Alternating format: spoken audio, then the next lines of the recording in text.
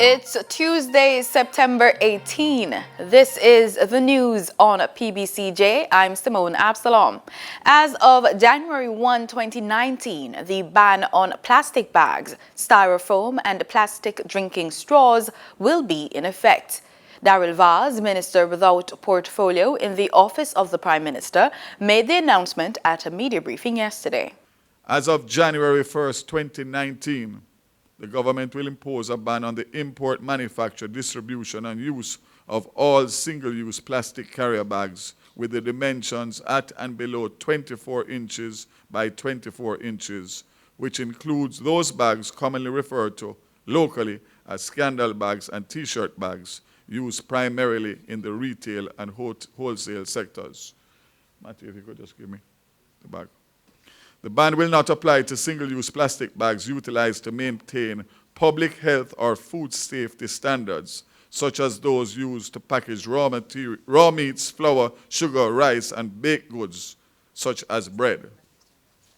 With regard to the single-use shopping bags made of polyethylene, commonly branded by retailers, the manufacturers and importers of such products must now apply to NEPA for limited exemptions. These applications will be considered on a case-by-case basis for continued manufacture and importation allowable not later than January 1st, 2021. Meanwhile, the Jamaica Environment Trust, JET, is calling for the government to outline details for enforcement of the impending ban on plastic bags, styrofoam, and plastic drinking straws. JET's Chief Executive Officer Susan Stanley wants the government to pay special attention to how the ban is going to be enforced and outline the penalties for non-compliance. She further requested that the government provide education on its enforcement and implementation plan. The government will explore with the Development Bank of Jamaica and the Exim Bank possible mechanisms to assist companies in reconfiguring and retooling their equipment and facilities to cleaner technologies that can facilitate material substitution by using design-for-environment methods towards enhancing their sustainability and profitability. Consumers are encouraged to utilize reusable carrier bags, particularly those produced by local enterprise. The Meteorological Service has extended a flash flood warning for low-lying and flood-prone areas of eastern parishes. Those are St. Mary, Portland, St. Thomas, Kingston, and St. Andrew. A flash flood watch remains for all other parishes, effective until 5 p.m. today. An area of low pressure associated with the remnants of Isaac continues to produce unstable weather conditions across Jamaica. A flash flood warning means flooding has been reported or will occur shortly. Motorists and pedestrians should not attempt to cross flooded roadways or other low-lying areas, as strong currents are likely. Residents in low-lying areas should be on the alert for rising waters and be ready to move quickly to higher ground. A flash flood watch means that flash flooding is possible and residents are advised to take precautionary measures. Keep informed by listening to further releases from the Meteorological Service and be ready for quick action if flooding is observed or if a warning is issued. The Meteorological Service will continue to monitor the situation. The water level is going back up at the Hermitage Dam in St. Andrew following recent rains.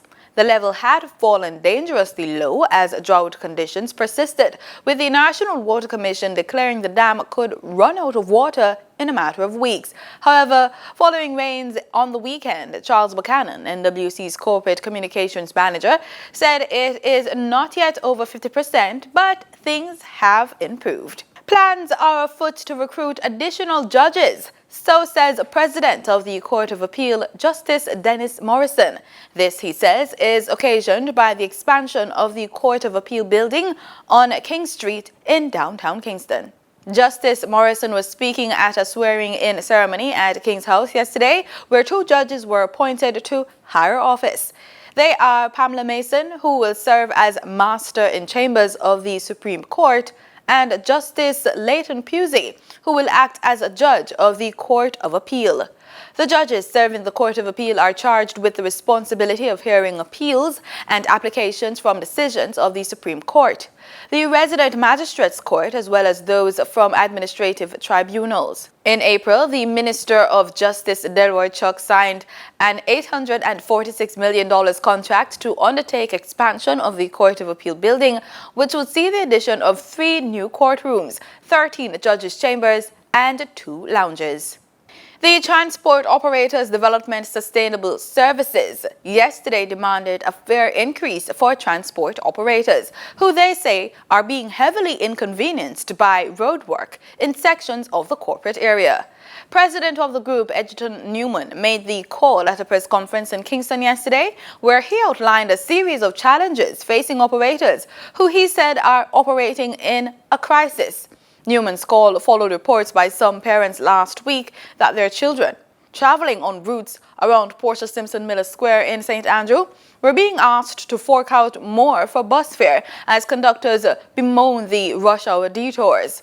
He noted, although the practice is illegal, some operators faced increased operational costs to detour from their designated routes because of road construction. Newman claimed also that operators are being targeted by unscrupulous cops and wrecker companies that punish them when they detour from their designated routes, even though it is at the instruction of workmen. Opposition leader and president of the People's National Party, PNP, Dr. Peter Phillips, has promised to revise the student loan system and start a scholarship for the first in each family to attend university. Those are among several educational reforms he says his party will take if elected. He was addressing the party's 80th annual conference in Kingston on Sunday.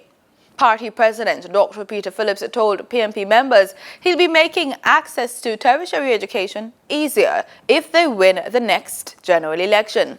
The opposition leader also pledged to revisit the repayment cap on loans from the Student Loan Bureau.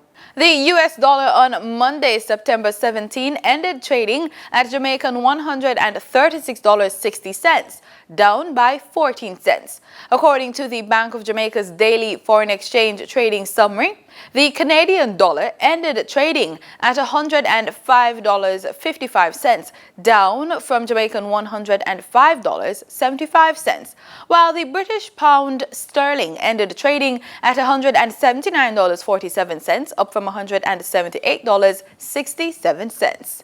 In regional news, Barbados yesterday announced that it is phasing out machine-readable passports in favor of electronic passports, following a recommendation by the International Civil Aviation Authority as the new standard to be adopted for travel document issuance. Chief Immigration Officer Wayne Marshall said that the e-passport is a biometrically enabled passport with a chip and antenna in the cover of that, and it increases security features. Marshall said that the chip would capture some of the biometric information, facial representation, and biodata as the machine-readable passports, and the computer chip in the cover could not be easily accessed, replicated, or changed, thereby enhancing the security feature of the passport.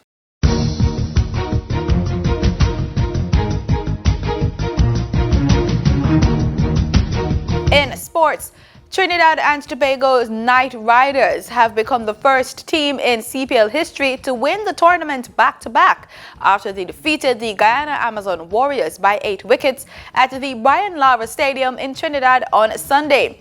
The Trinidad and Tobago-based franchise now have 3 titles to their name, having won titles in 2015, 2017, and now in 2018. The Barbados Tridents and the Jamaica Talawas are the only other franchises to win the CPL. Meanwhile, 4 Jamaica Talawas players, including Captain Andre Russell, have been named the CPL team of the tournament. And that's the news. Thanks so much for making it PBCJ. Remember, we are the People's Station.